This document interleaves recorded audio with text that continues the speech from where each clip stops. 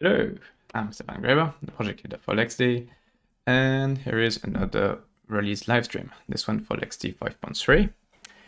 This is going to be a very short one because we only have two small features in this release, one of which I can't even really demo. So it's going to be a really short one. LXD 5.3, kind of similar to the previous couple of releases, we've been focusing on bug fixes and putting infrastructure in place for upcoming features. So we're expecting LXD 5.4 at least to have significantly more new features in it. All right, so what's new in 5.3? Well, the main feature is the addition of a new config key which is raw.qemu conf, and that makes it possible to override a lot of the config that LXD generates for QEMU. It's so for anyone not familiar, LXD effectively generates a QEMU config file. It's effectively an INI type config file. And that's fed to QEMU, and then some additional things are fed over the QEMU control interface called QMP. Specifically, what we send over QMP these days are all of the network interfaces, all of the storage interfaces. So those are not in the config file and therefore cannot be overridden through this new config option. But everything else can.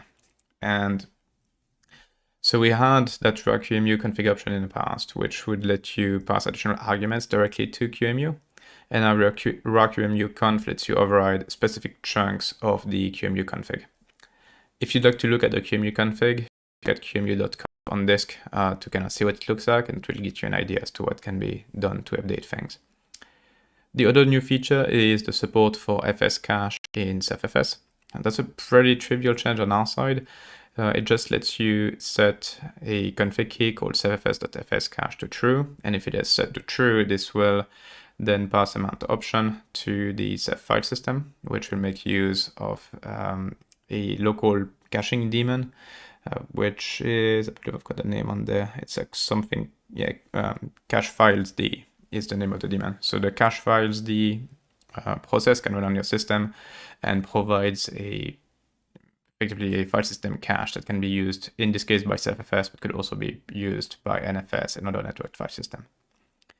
Using that can get you quite a bit more performance, especially having to avoid re-downloading specific chunks over the network. So that's what's new in 5.3. I can't really do a demo of the cephfs bit, but I'll try and show you a bit of how the QEMU stuff works. Before I do that, I can just show you the documentation for it. So if I switch over here, going up a bit, we should see all of the config keys for instances. To go up quite a bit more there. And here we should see, there we go, raw.qemu is the existing option. It just lets you pass additional config options straight to QEMU on the command line. And then raw.qemu conf is the new option, which lets you update the generated qemu.conf. And it's got its own section in the documentation with additional details. That's the overriding QEMU config. And if we go back, go down there, it kind of explains how it works in the qemu.conf file in there, and then shows you the syntax for either overriding an entire section or adding specific config keys or a new section to the configuration. All right, so switching over to a terminal. Here we go. I've got one VM running, call it V1. This is a QEMU, well, this is a default VM running Ubuntu. If we go in there, let's install Pci Utils, so it's possible to list the PCI bus. All right, and we're just going to be replacing the VGA interface from the, oops, I believe I actually messed up when I created this thing. I did.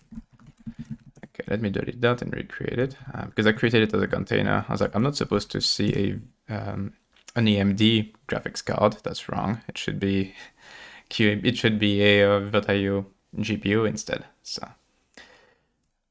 just fixing that now. Should be getting a shell in there shortly.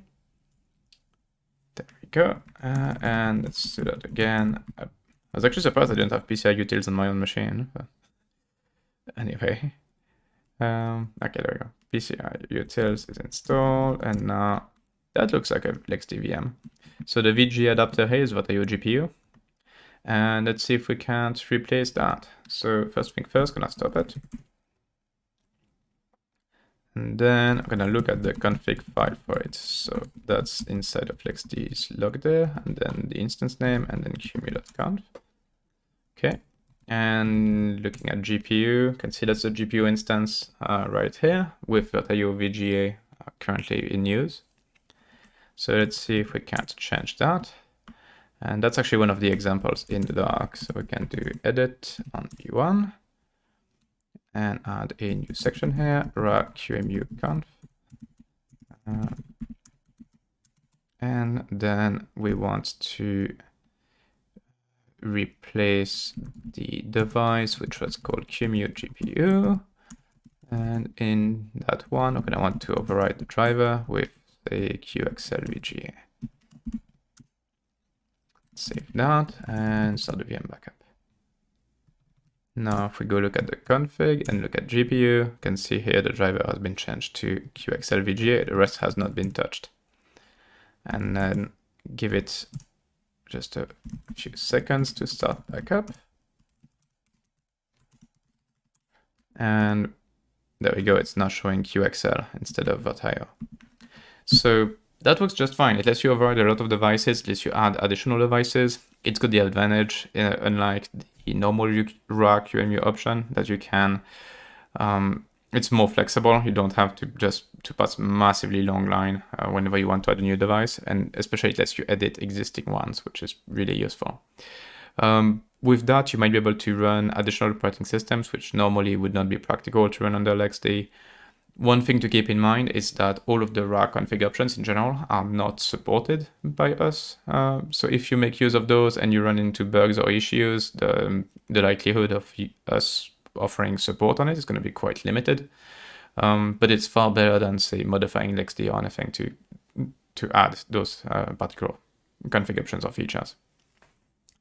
And that's actually it for 5.3. And that's probably the shortest release live stream we've had. But yeah, that's pretty much all that's new in this release. As I said, it's primarily a bug fix release. It is not a small release by any means, to be clear. I think, as far as number of commits, it's actually pretty average at several hundreds. Like we've got close to 500 commits, I think, in this one.